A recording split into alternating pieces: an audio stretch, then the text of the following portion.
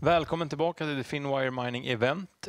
Och nu kommer vi ändra ord eller språk till engelska här. So with us here we have Kurt Budge, CEO of Leading Edge Materials. Warm welcome. Thank you. I will left the stage to you and I will get back to you later for some Q&A. Okay, thanks very much indeed.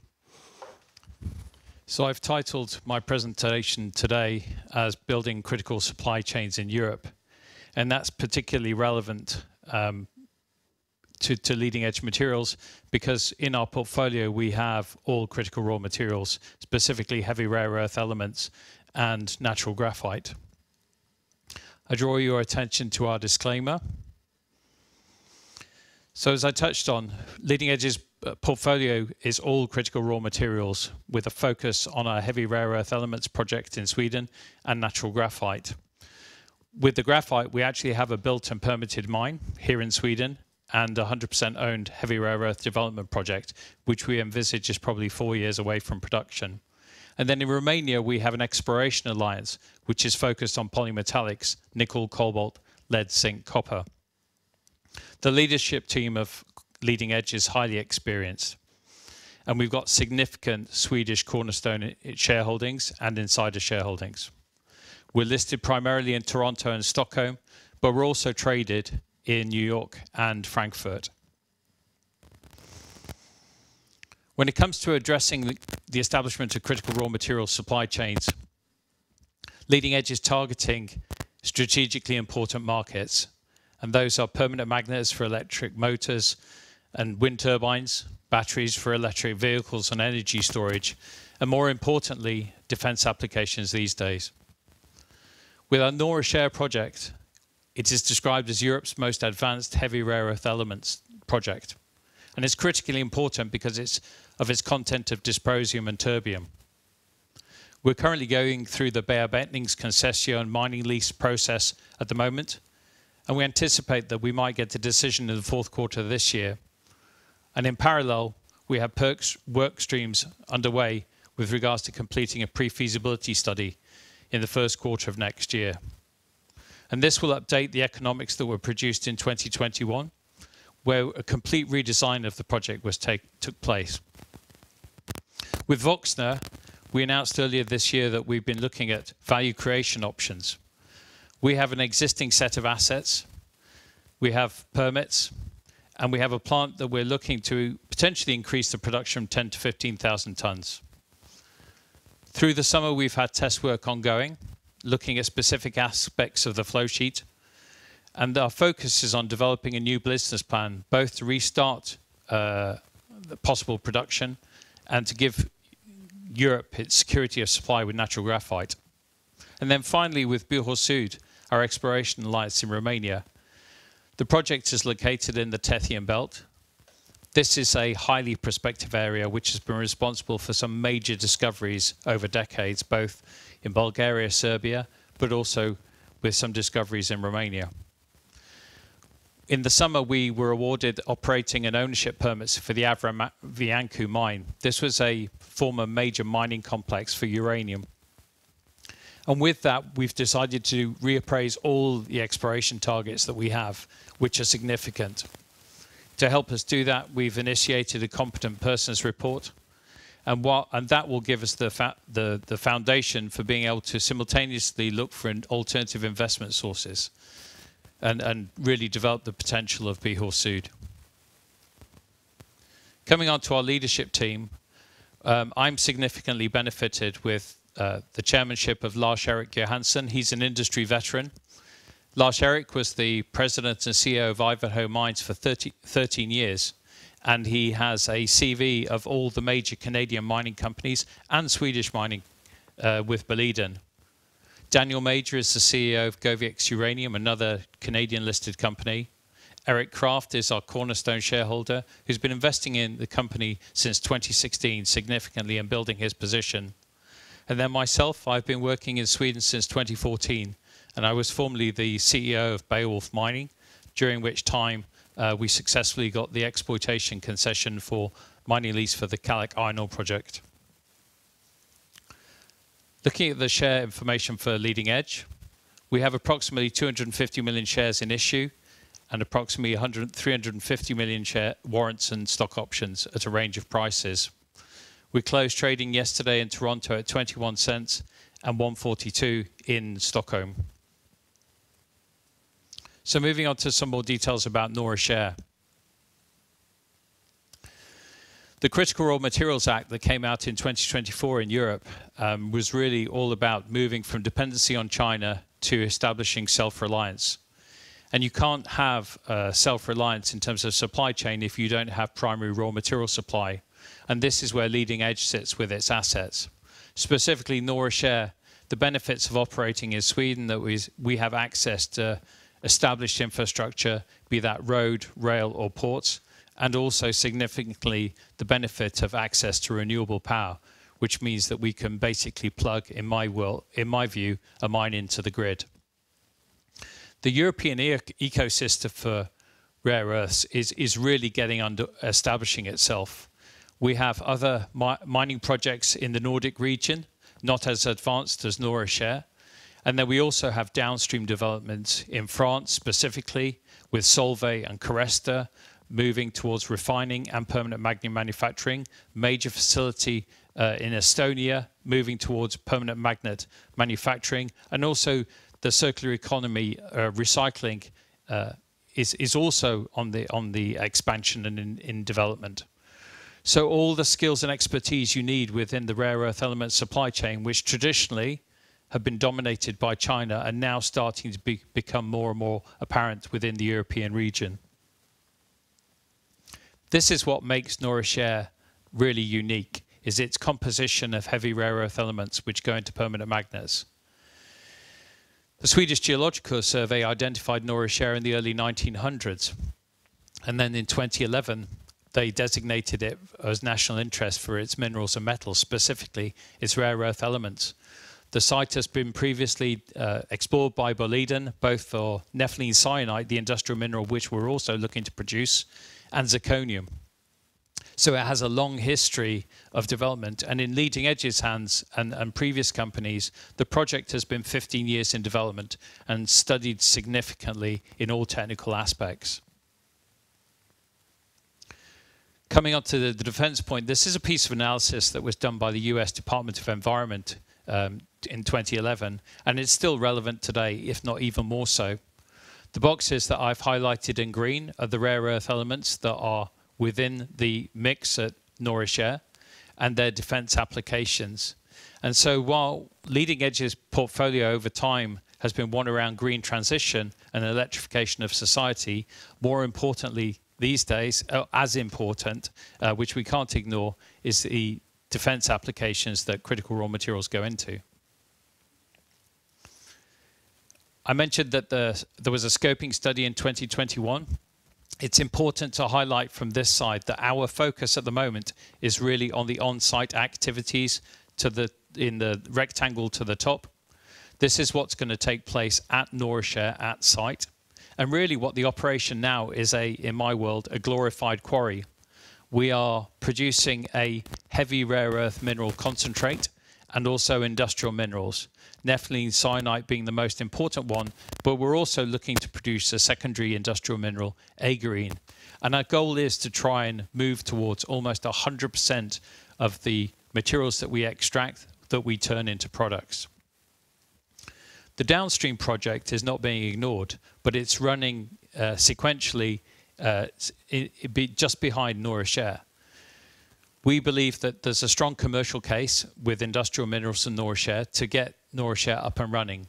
And so there, our focus at the moment is on the permitting of Nora Share and also the future development and pre-feasibility study. The quarry itself has a mine life of 26 years and will look to produce around 5,341 tons of total rare earths per annum when the two assets, both the upstream and downstream, are combined. These were the economics done back in 2021, and this is the set of economics that we're looking to update with a pre-feasibility study next year. Significant contribution of the heavy rare earths, dysprosium and terbium, which go into the permanent magnet value chain. And that's an important point. It should not be forgotten that really Nora Share is not a standalone operation in its own right. it's part of this ecosystem, this permanent magnet value chain that is developing within Europe. So coming on to Voxna now. On the left of the slide, you can see a picture of the processing plant. Again, highlighting the importance of graphite in defense. The boxes on the left-hand side are the very high-risk categories for critical raw materials going into military applications. And what I've highlighted there in red is the areas where graphite is a constituent within those manufacturing processes. And as you can see, we've got aircraft, tanks, submarines, shipping, artillery, and armaments. We're also on Europe's battery industry doorstep. Again, the location of Voxna puts it in proximity to road and ports and gives us access to European markets, of which there have been major developments of gigafactories over the last decade or so. And again, all of these efforts are to reduce the dependency and the dominance of China has on the natural graphite supply chain, both mining and processing. Benchmark Intelligence did a study earlier this year which looked at 140% growth in natural graphite by 2030, and that's an addition of 1.7 million tons and 31 mines. They highlighted, and I've seen this particularly in other downstream projects in Sweden, how relatively easy it is to get a downstream project, a processing facility or a manufacturing plant permitted and constructed, but how difficult it is to actually develop the upstream. And in the case of a mining project, they calculated that you need approximately 31 mines globally, and that it can take mining development up to 25 years to get fully permitted and become operational. We have an existing set of assets, and that gives us a huge advantage. Back in 2021, around the same time that we did the scoping study on Norra Kärr, we also did a nanomaterials project for Voxna with a view to moving downstream, as a lot of other Nordic graphite players have done.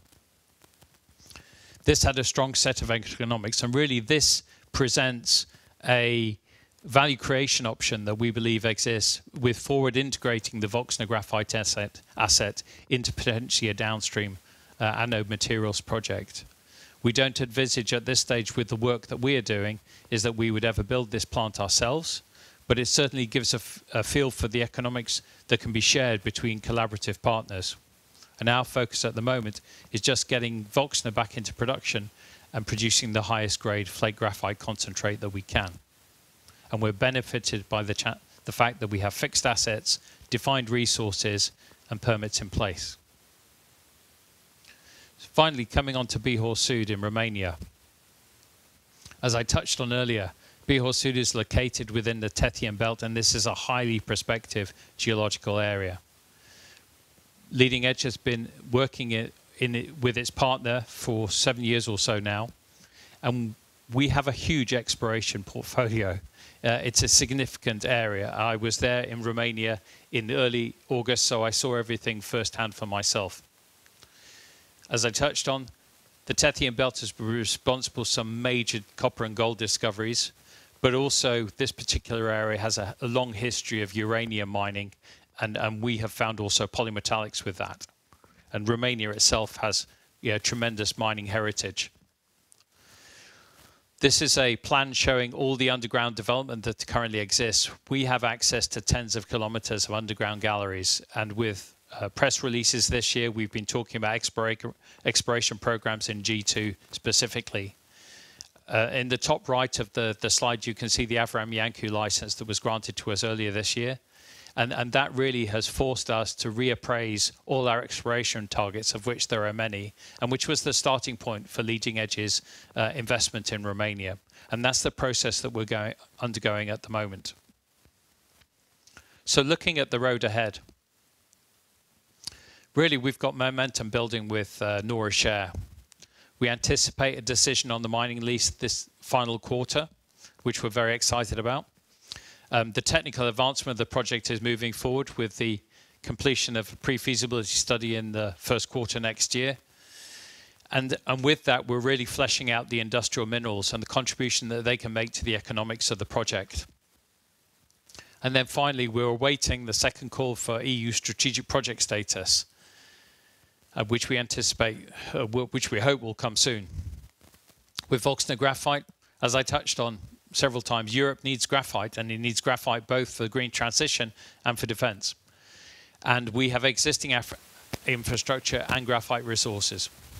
We're going through the motions of doing the asset optimization at the moment with the test work that we've done, and we hope that that will give us a foundation for an enhanced business case and give us a chance to bring Voxner back into production. And then finally, with Bihor, as I've just touched on, it's really the competent persons report that will pull together all the work that we have done over the last couple of years, and also the addition of the Avram Yanku opportunity, and really give us the ranking of the exploration priorities that we should be focusing on, and also with the benefit of a competent persons report, being able to potentially get access to alternative financing to advance that project. Thank you very much.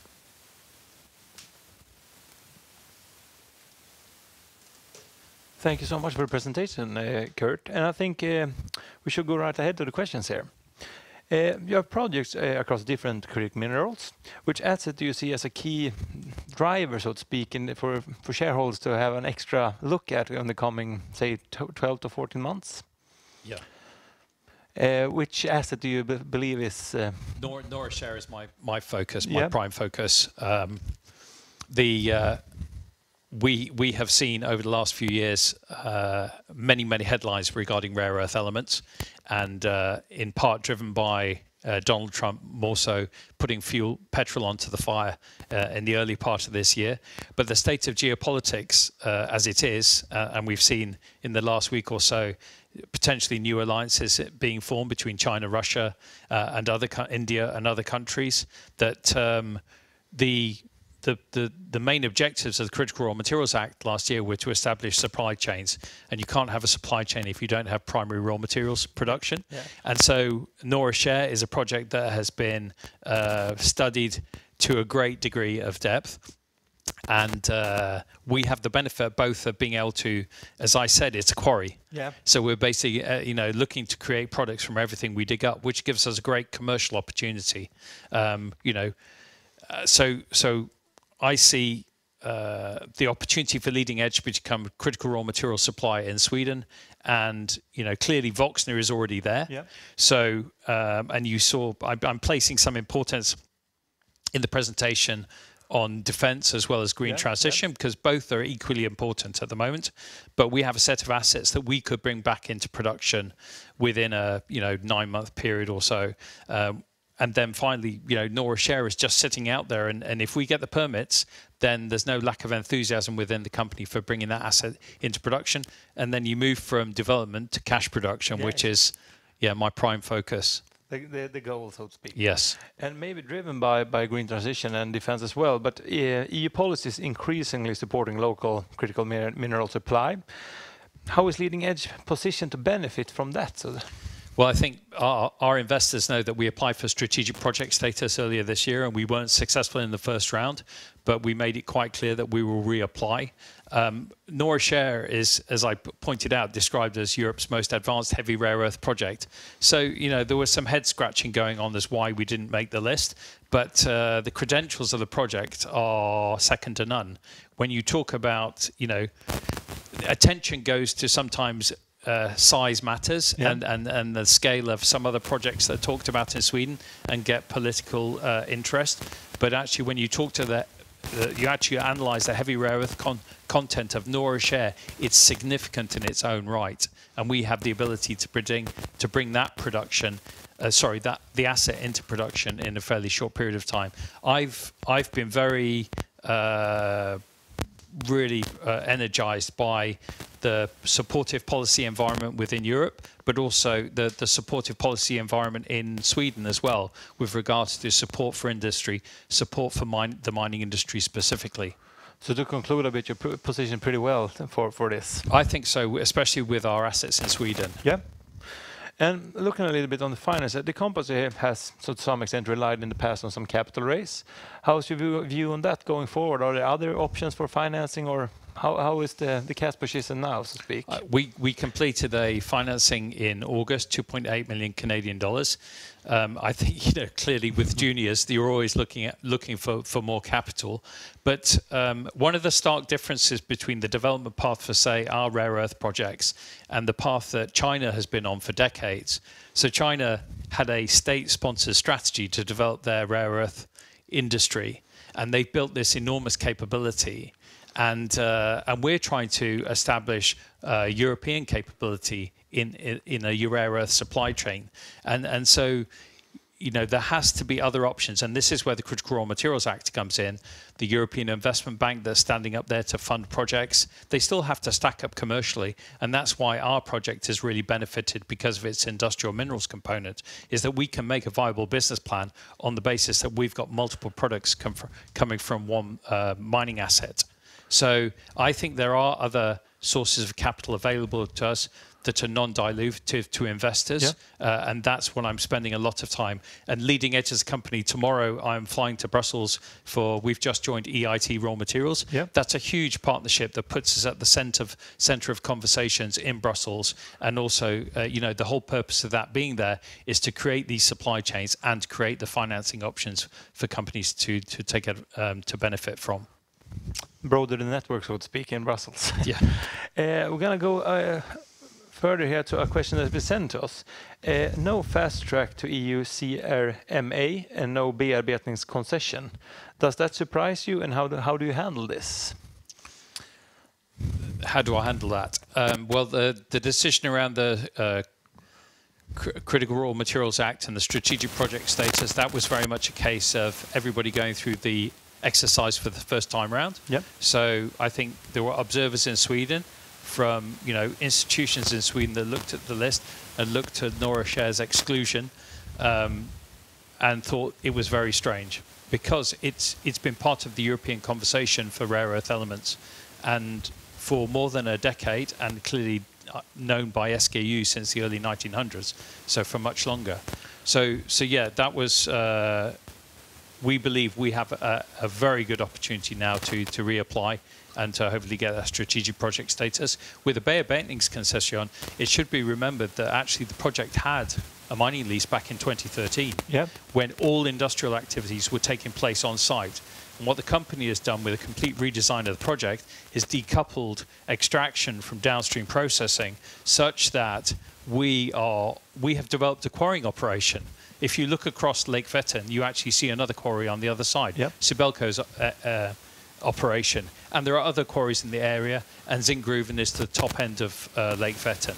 So there is mining and extraction that's taking place in the locality, and our project really isn't any different to the nature and the types of activities that are taking place on those other industrial operations. And we have basically removed anything that was perceived as a threat from the project before, when it had a mining lease. And the whole process from our perspective, whether or not it be the requirements for Natura 2000 permits and all these things, they've been removed by the Swedish government. So what needs to happen is you need to, within the permitting process, and this is my view, and maybe I'm lobbying a bit, is that you need to keep your options open. And that's the same with the critical strategic project application. Europe is trying to create options for supply or supply chain capability. And it has to be the same with permitting. The amount of money that's been invested into this project by Leading Edge and other companies, and the commitment made and the technical work done by mainly Swedish team is significant. And in order for Sweden to take this leadership position, which it wants to take in minerals and metals, projects like Norra Share have to be allowed to move to environmental permitting. When you grant the bearbetningskoncession, you don't get the green light to go and build a mine. You've still got to do the environmental permitting. So the tests are there for the company to meet. And so I believe that everything should be done in terms of the authorities that are looking at our application to make sure that the process is efficient and it makes Sweden competitive. And timelines are often some bottlenecks. Could you give us a timeline for maybe Norskär or something? How? So what I've been saying is 3 to 4 years, Yeah. and that's if everything goes smoothly. The European Union is looking for critical raw materials projects to come on stream by 2030 and be in production. You know, that is completely possible for us if permitting-wise everything moved in a sequential timeline and an efficient timeline. You know, that I come back to that. I want to come back to the point about efficiency and competitiveness, because these were two things that Sara Modig said at the Nordic Mining Day. This is what this government in Sweden has been about, is to try and remove these frictions that have existed within the permitting process for far too long. There need to be checks and balances, but the authorities have the competencies to be able to do that. Yeah. And we as a responsible mining company are doing everything we can to meet the requirements. I think to sum it up a bit, could you tell investors why they should look at leading edge materials as a next potential investment maybe? I think it's our positioning in critical raw materials, and specifically our production assets in Sweden, be that Voxna, because it's built mine, and so if we can come up with the business plan to support a restart, it's ready to go. And then with Norskär, you've got a development project which is going to be significant in its own right as part of European permanent magnet value chain, and then really layering on top of that, but somewhere farther out, we've got the exploration potential of Romania. Thank you so much, Kurt, for presenting here today and asking all questions, and thank you all at home for tuning in. Thank you very much. Och vi kommer tillbaka alldeles strax efter en liten kort paus här, så håll kvar.